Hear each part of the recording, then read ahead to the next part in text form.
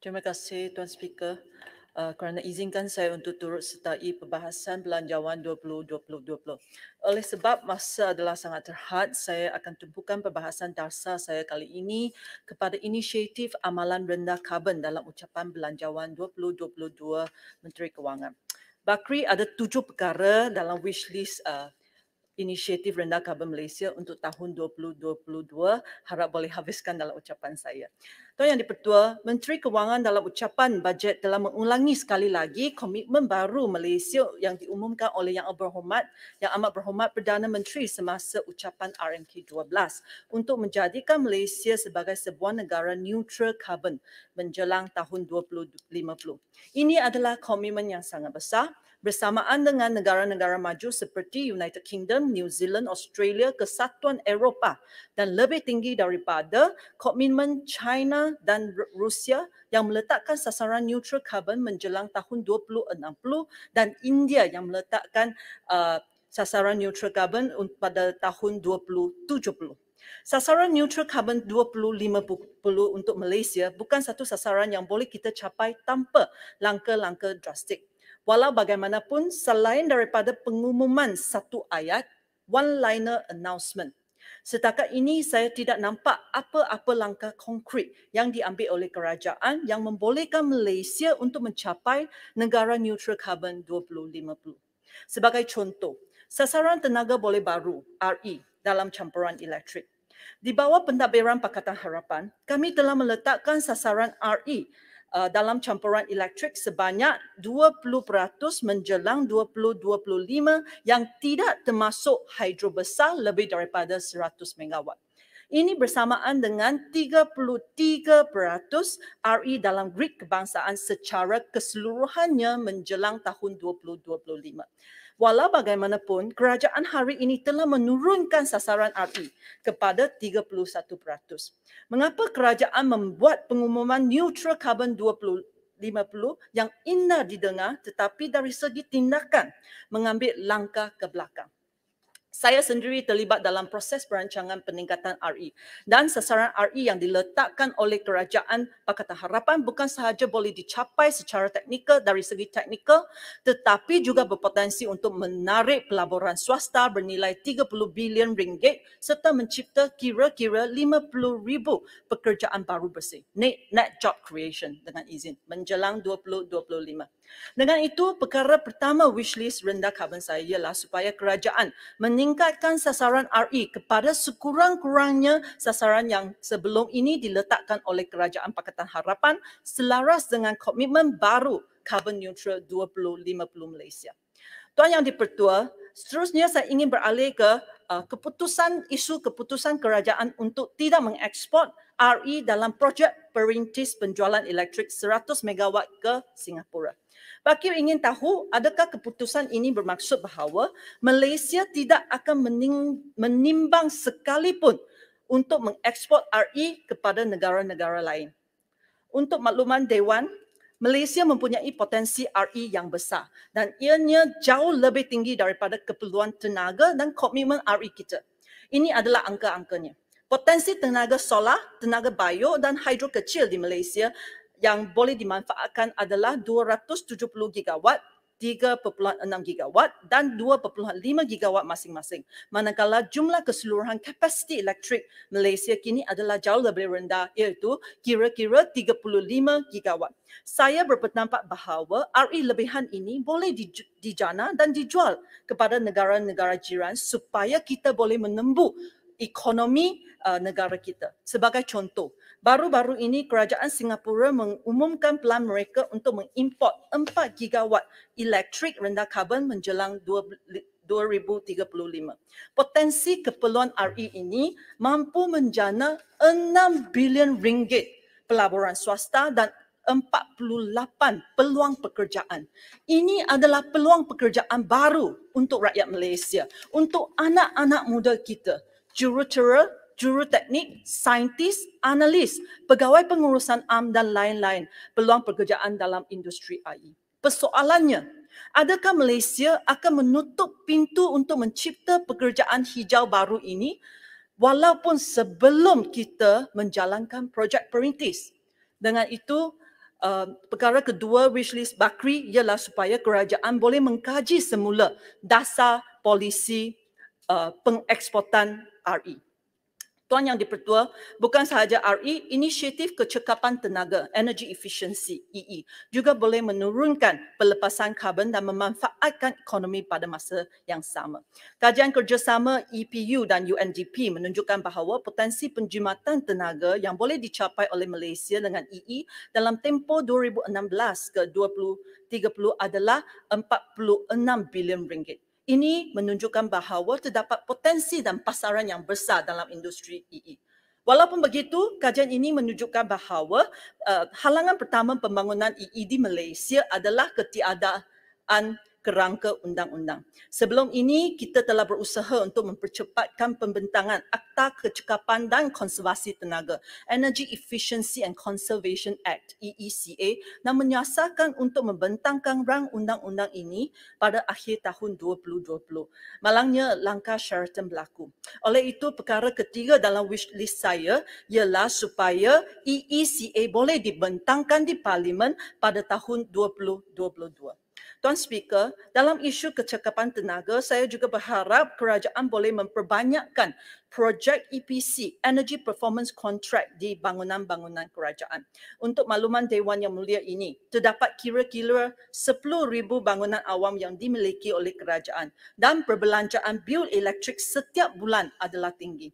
Melalui mekanisme EPC, syarikat swasta melakukan dan membiayai projek retrofit di bangunan-bangunan kerajaan dan seterusnya berkongsi penjimatan bil elektrik dengan kerajaan sehingga tempoh kontrak tamat. Sekiranya kerajaan boleh merangka projek EPC dengan saiz projek yang baik, dengan terma kontrak EPC yang bersesuaian, projek-projek EPC di bangunan kerajaan adalah bankable dengan izin dan boleh mendapat pembiayaan swasta. Dengan ini, kerajaan dapat menurun pelepasan karbon, menjimat bil elektrik dan memacu aktiviti ekonomi di sektor EE tanpa melibatkan peruntukan kerajaan. Template EPC telah pun siap dan diluluskan oleh Kabinet pada April 2019 dan ia boleh digunakan jika kerajaan ada keinginan untuk melaksanakan projek EPC secara besar-besaran. Selain itu, mekanisme pajakan solar leasing yang telah dibergiatkan di bawah Pakatan Harapan juga boleh digunakan di bangunan-bangunan kerajaan dengan pemasangan solar atas bumbung, rooftop solar, oleh syarikat swasta dengan konsep perkongsian penjimatan bil elektrik seperti EPC. Sesungguhnya kalau kita hanya menggunakan 10% bangunan awam untuk projek EPC dan projek pajakan solar, ia berpotensi untuk membawa pelaburan swasta 6 bilion ringgit dan juga banyak lagi peluang pekerjaan hijau.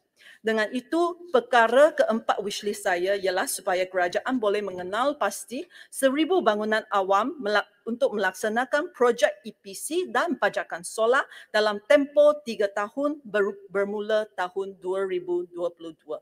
Tuan Yang di-Pertua, pertumbuhan industri hijau adalah satu bidang yang boleh diusahakan untuk merangsang ekonomi pasca COVID.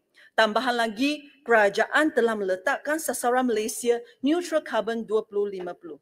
Tetapi adalah sangat mengecewakan apabila kita tengok insentif kewangan tambahan dalam belanjawan 2022 adalah sangat terhad.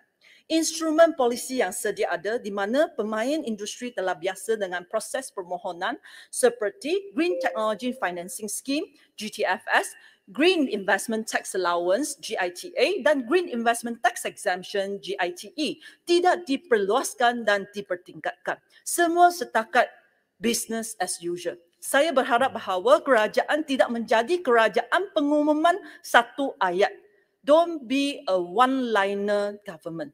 Tetapi menyusuli sasaran yang diumumkan dengan insentif kewangan yang konkret untuk memangkin pertumbuhan industri tenaga hijau.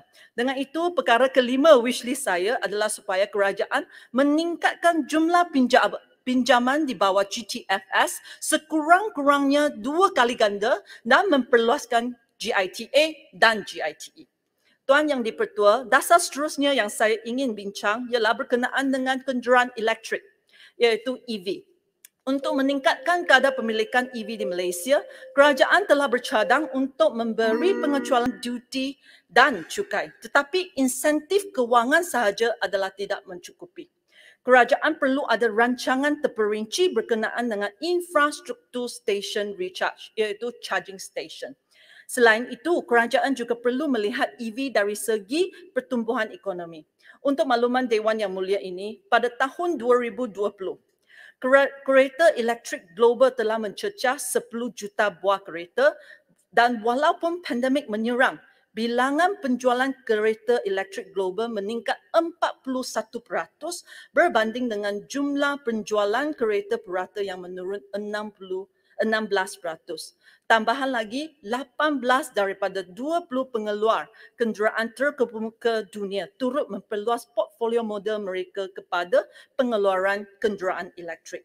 Boleh dikatakan ini adalah masa permulaan perkembangan eksponensial industri EV global. Dengan itu, perkara ke-6 wishlist saya ialah supaya kerajaan membentuk dasar EV yang komprehensif untuk memastikan pemain-pemain industri berkenaan di Malaysia boleh menjadi kompetitif di sebahagian dalam rantaian bekalan global, global supply chain EV. Tuan Yang di-Pertua, negara kita telah menyaksi perubahan kabinet sebanyak 3 kali sejak tahun 2018 dan komitmen negara dalam menurun pelepasan karbon tidak boleh berubah setiap kali kerajaan berubah. Untuk memastikan kesinambungan inisiatif rendah karbon, kita perlu mewujudkan Akta Perubahan Iklim yang meletakkan rangka undang-undang dan menginstitusikan langkah mitigasi dan adaptasi perubahan iklim. Sebagai contoh, Akta Perubahan Iklim di UK menetapkan supaya kerajaan menetapkan bajet karbon yang legally binding dengan izin dengan sasaran UK menjadi carbon neutral menjelang 2050. Bajet karbon ini bukan dalam mata kewangan tetapi had jumlah karbon yang boleh dikeluarkan di UK dalam tempoh 5 tahun. Sebaik sahaja bajet karbon ini telah ditetapkan, Akta Perubahan Iklim UK meletakkan kewajipan dan tanggungjawab kepada kerajaan untuk menyediakan dasar bagi memastikan had bajet karbon ini tidak dilebihi. Sebenarnya, semasa pentadbiran Pakatan Harapan, kami telah memulakan kajian dasar untuk Akta Perubahan Iklim dan meletakkan sasaran untuk membentangkan akta ini pada tahun 2022. Tetapi kita tidak cukup masa untuk menghabiskan inisiatif ini. Jika Malaysia mempunyai keinginan yang kuat untuk menjadi carbon neutral 2050, maka saya rasa Akta Perubahan Iklim adalah sangat diperlukan. Oleh itu, perkara ke-7 wishlist saya adalah supaya kerajaan memulakan kerja merangka Akta Perubahan Iklim pada tahun 2022 dan menetapkan sasaran masa pembentangan rang undang-undang ini ke Parlimen. Tuan Speaker, selain daripada wishlist, 7 wishlist, saya juga nak bangkitkan satu perkara lagi adalah berkenaan dengan perkembangan persidangan ke-26 Konvensyen Rangka Kerja Perubahan Iklim Pertumbuhan Bangsa-Bangsa Bersatu UNFCCC COP26 yang sedang berlangsung di Glasgow Negara kita adalah antara 100 lebih negara yang telah menandatangani Ikrar Metana Global, Global Methane Pledge di COP26, di mana signatory committed untuk mengurangkan pelepasan metana sekurang-kurangnya sebanyak 30% menjelang 2030 berbanding tahapnya pada 2020.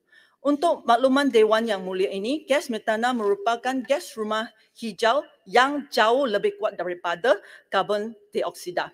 Terdapat sejumlah 146 tapak pelupusan sampah di Malaysia dan lebih daripada 90% daripadanya kini adalah tempat pelupusan sampah terbuka, iaitu open dump site.